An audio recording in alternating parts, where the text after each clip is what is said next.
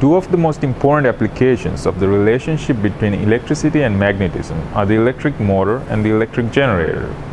By definition, an electric generator is a device that converts mechanical energy into electrical energy using electromagnetic induction. The reverse conversion of electrical energy into mechanical energy is done by an electric motor. This is a very simple and basic structure of an electric motor. We can see the battery, the commutator, the brushes, the copper wire loop, and the permanent magnet. The brushes are attached to a wooden support, and the commutator is fixed to the loop of copper wire. The commutator rotates freely, rubbing against the brushes. Now, when we pass current through the circuit, this creates a magnetic field around the wire, which interacts with the field of the permanent magnet to produce a rotation of the loop that looks like this. The electric motor and the electric generator are related like two sides of a coin. In general, the task of an electric motor is to convert electrical current into mechanical force. On the other hand, an electrical generator converts mechanical force into electrical current. So as you can see, we can simply rearrange our motor into a generator. In this case, we will provide the mechanical force with a windmill rotor attached to the loop and connect a bulb in place of the battery.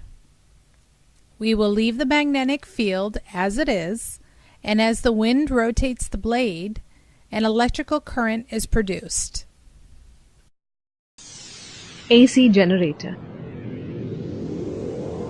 Do you know that most of our electrical energy comes due to the spinning of rotors in the AC generator of power stations like nuclear power stations, thermal power stations, and hydroelectric power stations, and so on?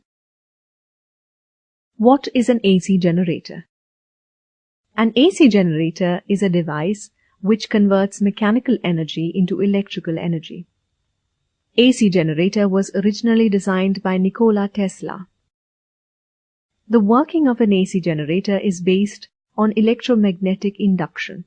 That is, whenever the flux passing through a circuit changes, an EMF is induced in it and a current begins to flow.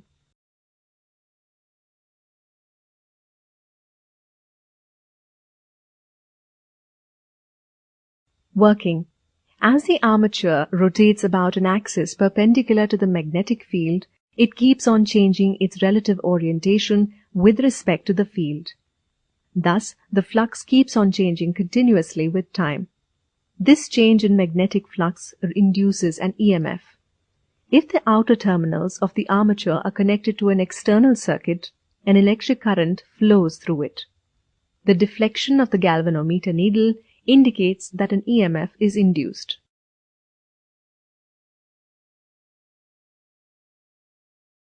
Working of an AC generator.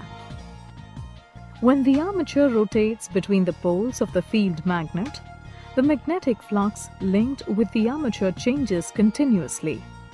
As a result, an EMF is induced in the armature. This in turn produces an electric current through the armature and the galvanometer and through the slip rings and the brushes. Note that the galvanometer needle swings between the negative and positive values. This means that an alternating current is flowing through the galvanometer. Graphical representation. Observe the plot and the movement of the coil to understand the sinusoidal nature of the induced EMF.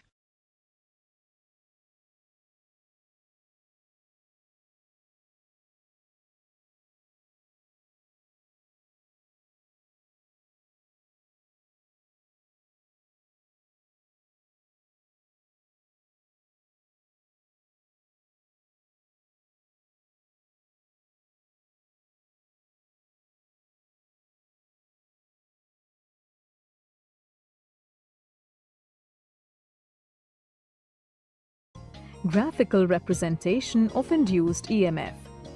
Suppose the armature takes t seconds to complete one rotation clockwise.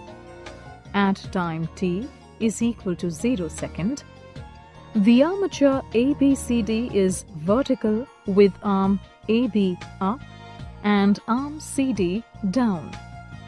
At this position, when the armature rotates, the rate of change of magnetic flux is momentarily 0. Hence, the induced EMF at this position is 0. During the first quarter rotation, the induced EMF increases. Then, at time t upon 4 seconds, the armature becomes horizontal. At this position, the rate of change of magnetic flux momentarily attains the maximum value. Therefore, the induced EMF at this position is maximum. During the second quarter rotation, the induced EMF decreases. Then, at time t upon 2, the armature again becomes vertical and therefore the induced EMF is 0. During the third quarter rotation, the induced EMF increases but has an opposite polarity as compared to that of the first half rotation. At time 3t upon 4 seconds, the induced EMF attains its maximum negative value. During the fourth quarter rotation, the induced EMF decreases and becomes 0 momentarily at time t seconds, as the armature is vertical once again. So the magnitude of the induced EMF is sinusoidal.